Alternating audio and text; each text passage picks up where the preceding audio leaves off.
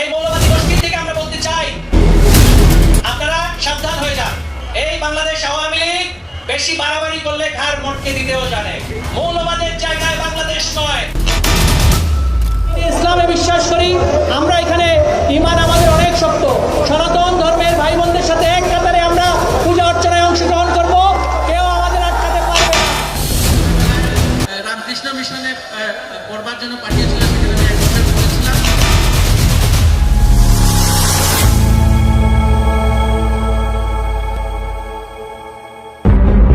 12তম জাতীয় সংসদ নির্বাচনে চট্টগ্রাম ৯ আসন থেকে নির্বাচিত হয়ে বর্তমান শিক্ষামন্ত্রী হয়েছেন মহিবুল হাসান চৌধুরী নওফেল।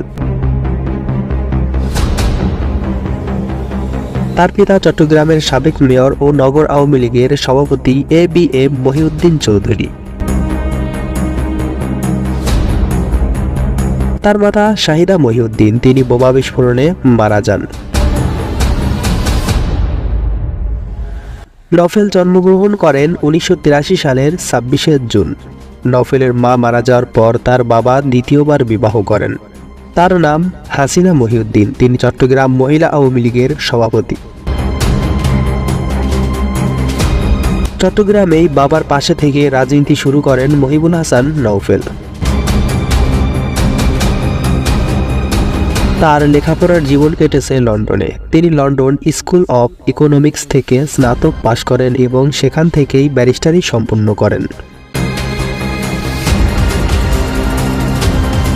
2010 সালে সিটি কর্পোরেশন নির্বাচনে তার বাবার সাথে কাজ করাতেই তার পরিচিতি বাড়তে থাকে।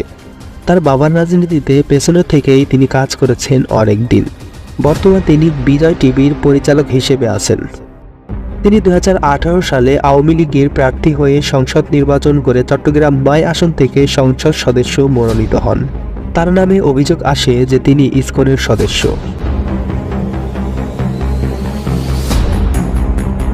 তিনি তা মুখে অস্বীকার করলেও তার প্রত্যেকটা কাজকর্মে বোঝা যায় যে তিনি আসলেই একজন ইসকনের সদস্য।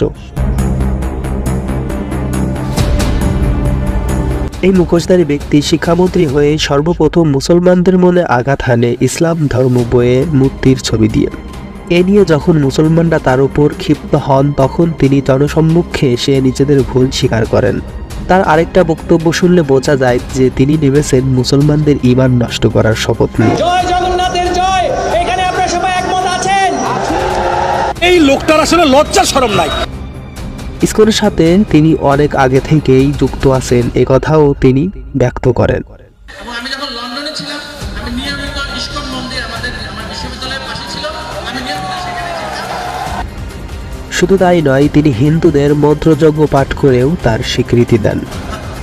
হরে কৃষ্ণ কৃষ্ণ কৃষ্ণ হরে হরে,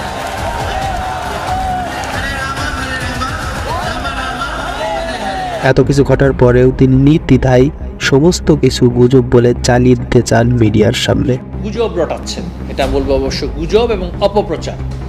হ্যাঁ, তিনি হলেন আমাদের বর্তমান শিক্ষামন্ত্রী মহিবুল হাসান চৌধুরী নওফেল।